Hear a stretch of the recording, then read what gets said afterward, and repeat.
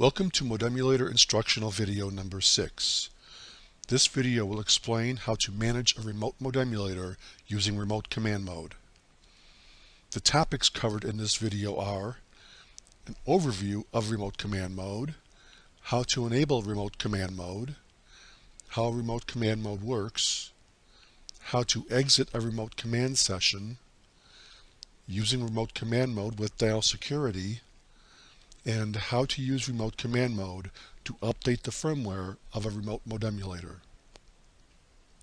First, a quick overview of remote command mode. An administrator can use a local modemulator to manage a remote modemulator by activating remote command mode. With remote command mode enabled, the administrator can send commands that reconfigure, query, or upgrade the remote modemulator. To enable remote command mode, run a terminal emulation application on a computer that is connected to the local modemulator's terminal port with a serial cable. With the local modemulator offline, enter the brace R1 command to schedule a remote command mode session for the next connection. Do not save the brace R1 setting into non-volatile memory.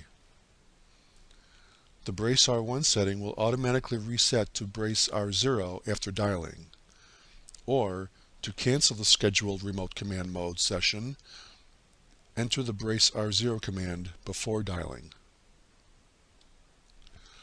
Once remote command mode is scheduled, dial the remote modemulator that is to be managed. The remote modemulator must be able to answer. Watch the Modemulator instructional video number 1 on YouTube for help choosing auto answer or manual answer. The connection will proceed normally and the modemulators will connect, except the answering modemulator will enter remote command mode and send a prompt across the network to the terminal screen. While the remote modemulator is in remote command mode, data cannot be sent to or received from the application equipment attached to the remote modemulator's serial port. Now you can send commands across the network to the remote modemulator. The command reference chapter in the Modemulator user guide indicates with an asterisk which commands are supported in remote command mode. Commands without an asterisk are not supported in remote command mode. After the remote command session is done, you must exit remote command mode in one of two ways. To exit remote command mode and complete the connection to the application equipment, send the O command, which the remote modemulator will execute. The remote modemulator will exit remote command mode and complete the connection to the application equipment. The other way to exit remote command mode drops the connection and returns both modemulators to an offline condition. There are 3 ways to exit and go offline.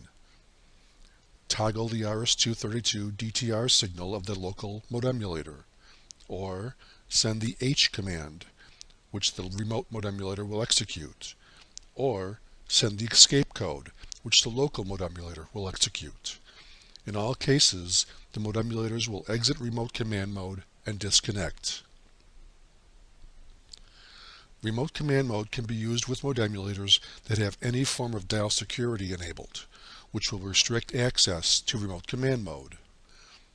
Watch the Modemulator instructional video number 3 on YouTube to learn about the modemulator's dial security features.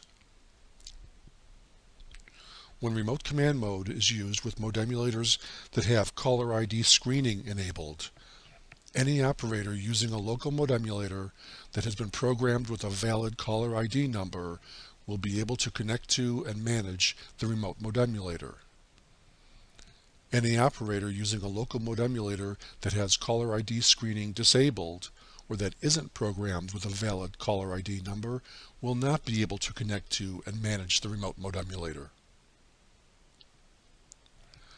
When remote command mode is used with modemulators that have password prompting enabled, an operator that enters a valid administrator password at the login prompt will be able to connect to and manage the remote modemulator. An operator that enters a valid user password at the login prompt will not be able to manage the remote modemulator, but will connect to the application equipment.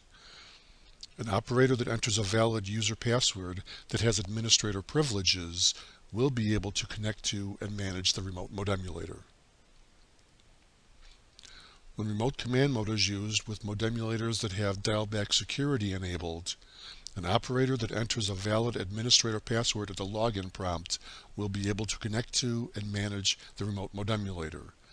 An operator that enters a valid user password at the login prompt will not be allowed to manage the remote modemulator, but will connect to the application equipment. An operator that enters a valid user password that has administrator privileges will be able to connect to and manage the remote modemulator. Remote command mode can also be used to upgrade the firmware of remote modemulators. Watch the Modemulator instructional video number 7 on YouTube to learn about the modemulator's firmware upgrade process. Once a remote command session is established, simply follow the same steps that are used for a local firmware upgrade, as described in Modemulator instructional video number 7. Note that transferring the firmware over a cellular connection from a local modemulator to a remote modemulator will consume hundreds of kilobytes from the cellular data plans of both modemulators. When the remote upgrade is complete, the modemulators will automatically disconnect. In this video, I've explained how to use remote command mode to configure or query a remote modemulator, how to use dial security to restrict access to remote command mode, and how to use remote command mode to upgrade the firmware of a remote modemulator. For more details about any modemulator commands, see the command reference chapter in the Modemulator user guide, which can be downloaded from these USR support pages. I hope this video was helpful for understanding remote command mode.